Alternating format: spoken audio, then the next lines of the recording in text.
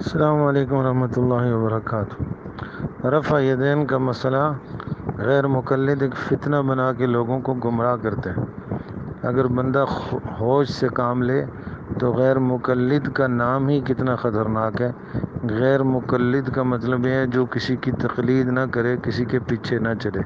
آپ مجھے یہ بتائیں، اگر گھر کے اندر بیوی خاوند کی نہ مانے تو گھر تباہ نہیں ہو جاتا؟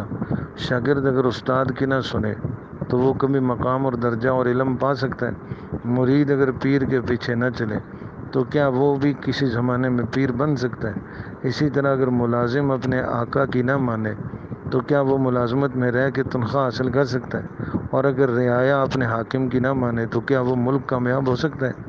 تقلید تو کائنات کی ہر چیز کے اندر پائی جاتی ہے۔ تقلید کا مطلب یہ ہے کہ جو لوگ کسی چیز سے واقف نہیں ہوتے وہ واقف آدمی سے سمجھ کے کام کریں۔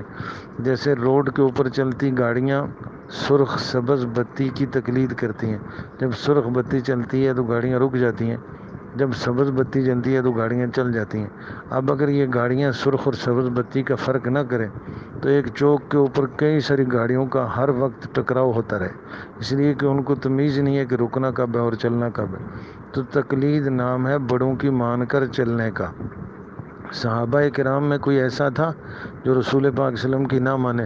بلکہ نبی پاک صلی اللہ علیہ وسلم جب تھوکتے بھی تھے تو صحابہ اس کو ہاتھوں پہ لے لیتے۔ یہ ان کا پیار تھا، یہ ان کی تقلید تھی، تب ان کو صحابہ کہتے ہیں۔ صحابہ کا مطلب ساتھی، اور صحابہ سے آگے جنہوں نے پڑھا ان کو تابعین کہتے ہیں۔ تابعی کا مطلب ہی کیا ہوتا ہے؟ جو ایک دوسرے کے ساتھ تابع ہو کے چلے۔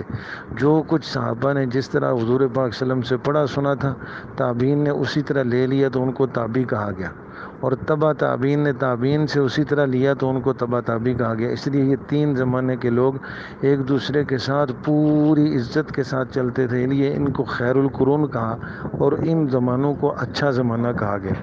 اب یاد رکھیں، قرآن مجید میں اللہ نے فرمایا اہدنا الصراط المستقیم، جس کا مطلب یہ ہے کہ اللہ ہمیں سیدھا راستہ دکھا۔ اب سیدھے راستے کی تشریح بھی اللہ نے قرآن مجید میں آگے جا کے خود کی کہ سیدھا راستہ دیکھنا ہے تو چار قسم کے لوگ دیکھ لو۔ اولئک انعم اللہ من النبیین والصدیقین والشہداء والصالحین، کہ سیدھے راستے پر چلنے والے چار قسم کے لوگ ہیں: نبیین، نمبر 2 صدیقین، نمبر 3 شہداء، نمبر 4 صالحین۔ آپ ان چاروں پر غور کرو، ان میں ایک طبقہ بھی غیر مقلد نہیں تھا، نہ نبی غیر مقلد تھے، نہ صدیقین، نہ شہداء سے، نہ صالحین۔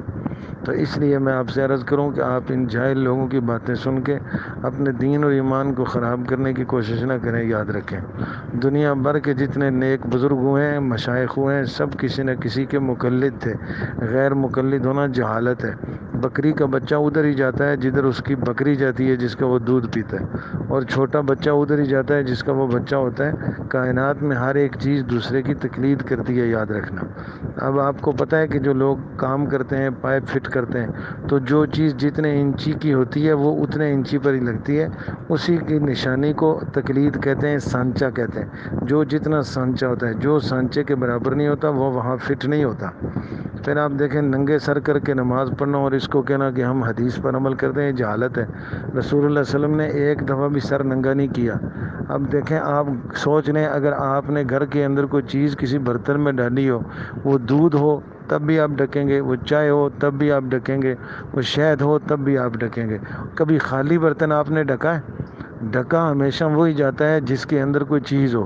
تو جن سروں کے اندر ایمان اور دین کی سمجھ ہے وہ سر پگڑیوں اور ٹوپیوں اور رومالوں سے ڈھکے ہوتے ہیں، اور جن دماغوں کے اندر غیر مقلدیت کا نشہ ہو اور صرف ہوائی ہوا ہو اور ایک دوسرے کی اتباع کا جذبہ نہ ہو، وہ خالی برتن کی طرح ہیں، ان کو خالی چھوڑ دو، ان پر کس نے حملہ کرنا ہے۔ تو امید کرتا ہوں کہ آپ کو اس حق کے مسئلے میں سمجھنے میں اللہ آسانی فرمائے گا۔ السلام علیکم ورحمۃ اللہ وبرکاتہ۔